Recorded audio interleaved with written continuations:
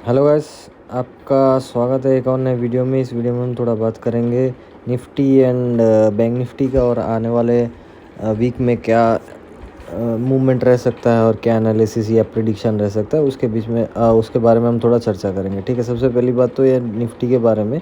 Nifty में जो है आज बहुत भयानक एक सेलिंग देखने का मौका मिला है। एंड अगर हम वीकली चार्ट की बात करेंगे, एकदम स्ट्रेट वीकली पे आते हैं, तो इसके पहले वीक मैंने आपको कहा था कि एक बियरिश कैंडल है। ठीक है, तो एक चीज़ याद रखना, बड़ी बाइंग कैंडल के बाद अगर बियरिश एक कैंडल आ रही है ना टॉप में, तो उसका हाई ब्रेकआउट होना चाहिए। जैसे मान लीजिए यहाँ पर 25,000 से ऑलमोस्ट गया 25,700, देन गया 26,000, तो 25,000 से 26,000 गया तो कितना रिट्रेसमेंट लिया उसने 700, माने और 300 पॉइंट इसके ऊपर और 300 पॉइंट का जगह है, राइट। तो ये जो रिट्रेसमेंट आया ना, इसके ऊपर अगर जाता है तो 26,300 350 आपको दिख जाता। बट क्या हो गया कि इधर टॉप पे एक बियरिश कैंडल बन गया, और इससे पहले बार मैंने ये कहा था कि अगर गैप अप हो गया ना तो ये एक्टिवेट नहीं होगा। तो अब की बार हम अगर ध्यान से देखेंगे कि बुल्स ऊपर लेके गए थे, लेकिन बियर्स ने towards end of the week नीचे लेके आ गए। ठीक है, तो बुल्स ने जितना भी कोशिश किया था उनका कोशिश फेल हो चुका है। एंड बियर्स वंस अगेन पिछले वीक के जैसे इस वीक में भी उन लोगों ने क्लोजिंग बहुत अच्छे प्राइस पे किया है। मतलब पिछले वीक के क्लोजिंग के नीचे इन लोगों ने क्लोज किया है। ठीक है, आप एक चीज़ प्राइस मूवमेंट देखो, पिछले हफ्ते क्लोजिंग हुई थी ऑलमोस्ट 800, इस हफ्ते की क्लोजिंग हुई थी 700, और मैंने आपको कहा था कि अगर मेरे को स्टॉप लॉस रखना होगा ना, मैं 800 पे रखूँगा। ठीक है, और अगर एकदम टाइट स्टॉप लॉस रखना है तो 700 के नीचे का 720 18 इन सब का स्टॉप लॉस। तो आज इसके नीचे जाके इसने एक लो लगाया था, बट टूवर्ड्स एंडिंग में ना ये ऊपर जाके बंद हो गया। तो अब टॉप पे, ये अगर हमारा टॉप है तो टॉप पे दो बियरिश कैंडल बनी है। तो यहाँ पर मतलब आने वाले वीक में यहाँ गैप डाउन नहीं खुलना चाहिए। अगर गैप अप खुल गया ना तो फिर ये बायर्स क्या करेंगे ना, यहाँ छोटा स्टॉप लॉस रख के ऊपर खींचना स्टार्ट कर देंगे। ठीक है, और इस अब की बार मेरे को ऐसा लग रहा है कि 800 के ऊपर तो नहीं जाएगा। ठीक है, क्योंकि जो भी सेलर्स होंगे ना, मैं आपको दिखाता हूँ प्राइस कैसे रिएक्ट करता है। पहली बार जब गया था ना तो सेलर्स को स्टॉप लॉस रखने का जगह ही नहीं था। तो ये जैसे ही ऊपर गया ना, पिछले वाले वीडियो में आप क्लियरली देखना, मैंने आपको बताया था कि ये ऊपर ज़रूर जाएगा। मैं थोड़ा बुलिश हूँ, ऊपर गया था, लेकिन मतलब सेलर्स ने इतना हावी प्रेशर दिया कि इन लोगों ने फिर 100 के स्टॉप लॉस से छोटा स्टॉप लॉस मिला और लोगों ने बहुत अच्छा सेल किया।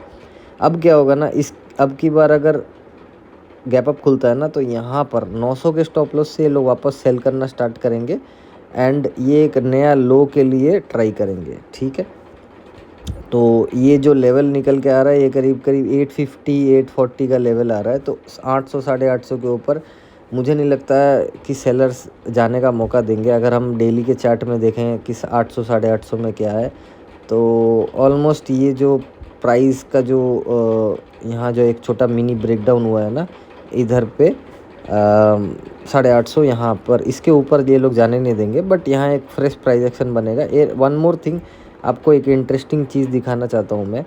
ये इधर पे देखो, ये एक एम बन चुका है। ठीक है, और उसका नेकलाइन आज टूटते टूटते रह गया।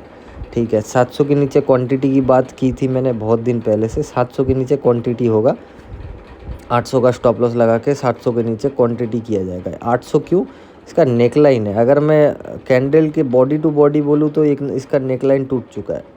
ठीक है, अब क्या है मेरे लिए सबसे बढ़िया, मतलब लंबा ट्रेंड अगर खींचना है ना, तो ये अगर यहाँ से ऊपर जाता है और यहाँ से फिर नीचे आता है ना, तो मेरे को बहुत अच्छा एक मतलब प्राइस एक्शन मिल जाएगा, एंड यहाँ से सेल कर सकता हूँ। तो इसके लिए अगर ये ऊपर भी जाता है ना, तो बाई तो मैं अभी कतई नहीं करूँगा। तो 800 के स्टॉप लॉस से बार बार सेल करना मैं प्रेफर करूँगा।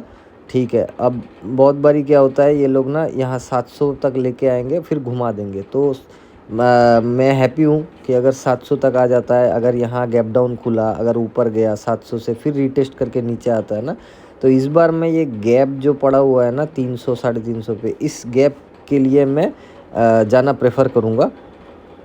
एंड हम चलो एक फिबोनाची डाल के भी चेक कर लेते हैं कि अभी ये एक टॉप बना, फिर ये एक बॉटम बना, फिर अभी एक टॉप बना है, ठीक है। तो मैं इस वाले फिबोनाची में ज़्यादा बिलीव नहीं करूँगा, बट स्टिल अगर मुझे टारगेट के लिए जाना हो तो मैं टारगेट थोड़ा फाइंड आउट करने यहाँ से फिबोनाची से देख लेता हूँ। तो फिबोनाची से यहाँ पर जो टारगेट आ रहा है, तो आज 1 का जो टारगेट है वो ऑलमोस्ट आ ही चुका है आज, ठीक है। तो नेक्स्ट टारगेट आ रहा है 470, तो मैं यहाँ मार्क कर लूँगा 473। तो 470 राउंड फिगर में ही मैं देखना चाहूँगा कि यहाँ पर कोई 15 मिनट की चार्ट में कोई सपोर्ट है कि नहीं। तो yes, there is a support, ठीक है। थोड़ा स्पाइक्स है 500 पे, लेकिन एक 500 के नीचे डिप आएगा ताकि लेट सेलर से को ट्रैप किया जाए। तो 470 का लेवल जो है वो मेरे लिए क्रूशल रहेगा, ठीक है। एंड बहुत ही बढ़िया प्राइस एक्शन बना है और बहुत ही बढ़िया एम बना है। एनीवेज देखते हैं ये 470 तक आता है कि नहीं। 460 470 का मेरा लेवल है, टारगेट है, ठीक है। 400 के नीचे आपका एक बहुत बड़ा रिवर्सल होने वाला है अगर हुआ तो, क्योंकि यहाँ पर मैं ट्रेंड लाइन को वापस अगर खींचूँ, जो कि मेरा सबसे इसके पहले का ट्रेंड लाइन का जो ब्रेकआउट हुआ था, जिसके बाद निफ्टी ने बहुत ही शानदार रैली किया था।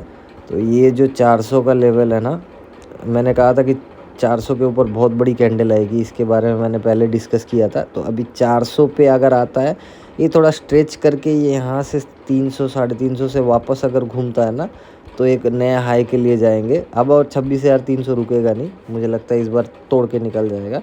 एनीवेज चलो बैंक निफ्टी के बारे में थोड़ा चर्चा करते हैं।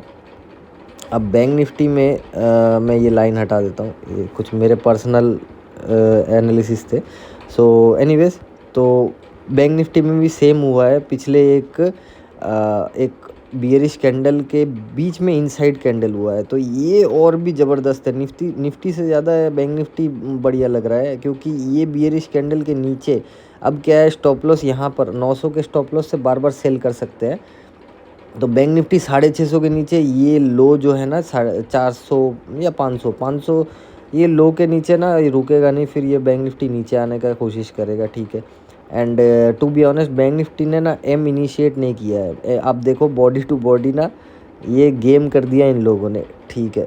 ये बॉडी टू बॉडी ये और आया नहीं है।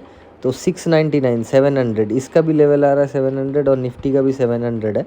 तो ऑलमोस्ट निफ्टी 700 के पास में ही है, लेकिन बैंक निफ्टी ने 700 के नीचे क्लोजिंग नहीं दिया है। अब ये 700 के नीचे जाता है ना, तो मेरे लिए इसका पहला जो मतलब टारगेट रहेगा वो मिनिमम 57,000 का रहेगा, या 57,100 भी आप कह सकते हैं, ठीक है। और अगर मैं यहाँ फिबोनाची लगाऊँ निफ्टी के जैसे लो टू लो, अगर मैं करके फिबोनाची लगाऊँ, जस्ट ए मिनट, यस, तो मेरे लिए पहला टारगेट 57,370 होगा, और उसके नीचे 56,700 का लेवल आएगा। ये थोड़ा मुश्किल है, 57,600 700 का लेवल मुश्किल है। बैंक निफ्टी के लिए उतना मुश्किल नहीं है, एनीवेज फिर भी ये आ सकता है। लेकिन सबसे पहले तो 57,350 और 370 इसका टारगेट के लिए हम प्लान कर सकते हैं, ठीक है। सो आशा करता हूँ मैं आपका आने वाला वीक अच्छा ट्रेडिंग सेशन रहेगा और प्रॉफिटेबल रहेगा। एंड ये मंथ क्लोज हो चुका है आज के दिन में, तो एक बार मंथली कैंडल भी देख सकते हैं। तो मंथली कैंडल तो बहुत बढ़िया क्लोज हुई है। मैं वैसे भी मंथली कैंडल को उतना ज़्यादा फेवर करता नहीं हूँ, क्योंकि आप देखो 2 मंथ नीचे आई थी, ठीक है। ऑलमोस्ट बैंक निफ्टी ने ना 7-8-10% का एक डिप लगाया था, उसके बाद फिर 2 कैंडल ऊपर चली गई। तो मैं मंथली कैंडल पे उतना ज़्यादा भरोसा नहीं करता हूँ। एनीवेज फिर भी यहाँ पर एक सपोर्ट आ रहा है 57,360, ओके। सो जो कि मेरा अभी के लिए डेली में जो ब्रेकडाउन लेवल है, तो वो भी वहीं 370 के करीब है। तो बैंक निफ्टी बहुत ज़्यादा स्ट्रॉन्ग है, 370 तक आ सकता है, ठीक है। एंड निफ्टी में अगर मैं मंथली चार्ट एक बार देखूँ, तो यस, निफ्टी मंथली चार्ट में एकदम 25,820 का जो लेवल है, आप देखो 820 कहाँ से आया है, ठीक है। तो अभी आपको लग रहा होगा कि मैं 820 के बारे में क्यों इतना चिल्ला रहा था कि 820। एनीवेज, तो निफ्टी 550 तक आने का एक पॉसिबिलिटी है, ठीक है। उसके नीचे भी डिप लगा सकता है, क्योंकि अब मैं निफ्टी का जो भी मतलब जो भी कैंडल स्टॉक है उसका मैं मंथली चार्ट उतना ज़्यादा वैल्यू देता नहीं हूँ। तो एनीवेज देखते हैं आने वाले वीक में क्या हो सकता है, एंड आने वाले वीक में आपके लिए गुड लक।